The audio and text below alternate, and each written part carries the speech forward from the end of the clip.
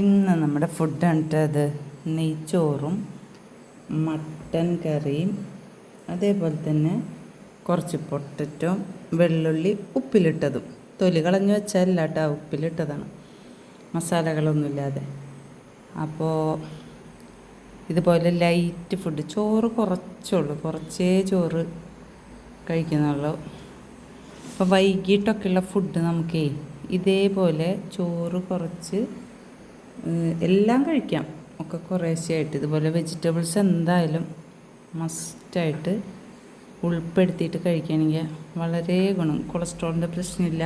ഇത് നമ്മൾ തിളപ്പിച്ച് ഊറ്റിക്കളഞ്ഞ മട്ടനാണ്, എന്നാൽ സ്വാദേറിയതുമാണ്, ഓവർ മസാലകളൊന്നും ചേർത്താതെ. അപ്പോൾ ഇങ്ങനെ ഒന്ന് ട്രൈ ചെയ്ത് നോക്കട്ടെ എല്ലാവരും.